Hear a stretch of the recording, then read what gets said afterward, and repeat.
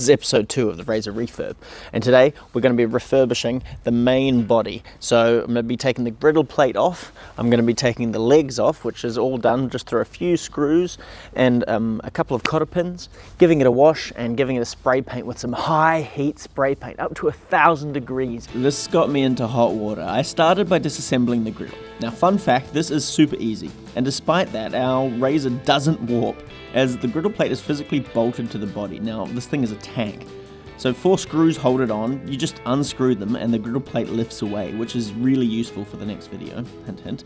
Next I did the face plate, which is stainless steel, and had some knobs held on with some screws. Now let's stop. I disassembled the entire faceplate and the gas assembly, which is a absolutely do not do this at home sort of situation. It isn't safe, so yeah, don't remove the gas assembly, please. I'm not going to show me doing it for obvious reasons.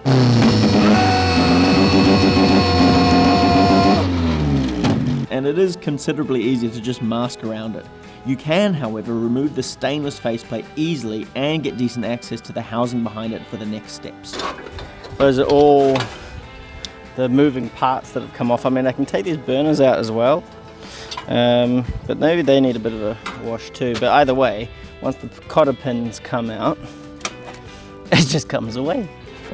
I gave the griddle a really good wash in a sugar soap bath. If you're doing this, don't chuck it into a shell paddling pool. Just use sugar soap and a cloth or a brush and just scrub it down without immersing it. You can use a shell paddling pool though. In general, they're great for washing things like griddles and kids, and for holding ice for beers in the summertime. It's time to put these out to dry. I recommend putting these face down, especially if you've left the burners in. It can help them drain out and dry really thoroughly. And we'll just let these dry in the sun for a little bit. So the sun is unseasonably hot today, so this is drying off very, very fast.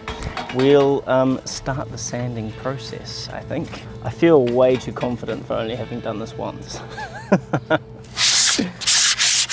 With the sanding, I'm only hitting the outside and the bottom. The body is pretty much flawless, so I'm basically advising you to only sand on where you plan on painting. The body of this thing is pretty damn tough.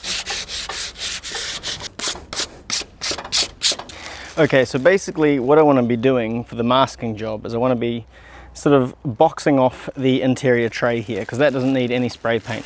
Remember, this is, I mean, unless you've got some serious issues and you've like dropped it in the ocean, this should be fine. So this is purely cosmetic, so you don't want any spray paint on the insides. It's just a lot of work and it's frankly unnecessary. So all I'm going to do is put this bag on the inside like that, and then just mask it up under the lip here, because all I want to be able to do is paint on this top edge here, because you can't see much past there. I want to use that surface and simultaneously block it off, but also use it as an anchor. So pull off a length. You want to put that nice and tight in there and just seal it on, and now you've got your anchor points.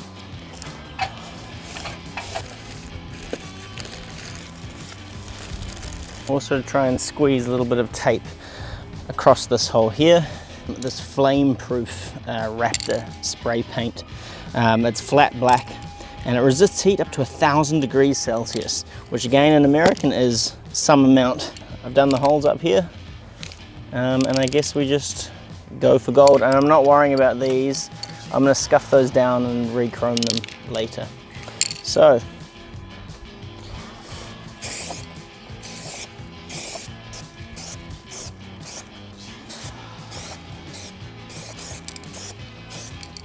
I've also masked this area off, which is like all the legal disclaimers. I'm not trying to get sued here, so that stays on.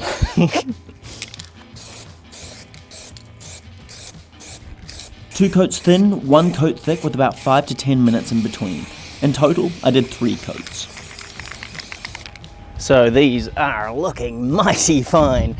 When they said flat black, they were not lying. That is it's almost like a chalkboard.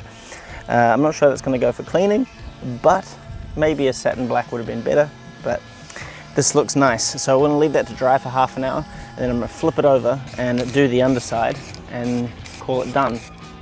I forgot to film how I masked the bottom, but I basically did the edges, then taped a bit of drop sheet to the griddle, right up to the edges of the frame.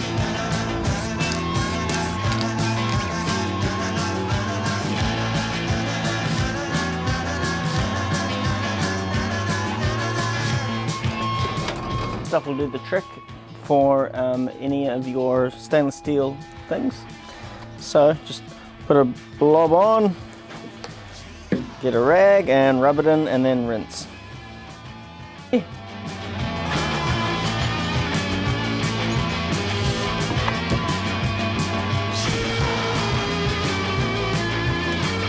Reassemble the griddle once it is thoroughly dried, and it is assembled as easily as it was disassembled, and it returns to its normal, tough as nails state.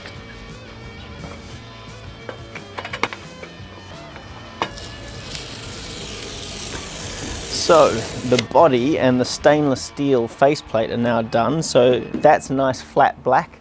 It's probably a little bit more flat than I'd actually like, because the side shelf here is a nice satin finish, as is the lid.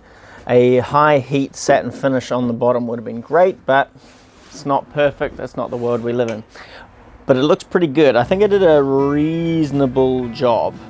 Not too much, well, there's no option for overspray. It just disassembles so easily that basically it's really hard to screw it up. But the next thing on the list will be refurbishing the griddle plate and then doing the legs. Now, the griddle plate's one thing. It's fairly easy, it's fairly standard practice, and I've got my way of doing it that I like. The legs, on the other hand, well, I am rather keen to do those in the paint that I have left, which happens to be blue. It could look terrible, it could look great. I lean on the great side. That's been episode 2 of my razor refurb, a bit of a makeover for it.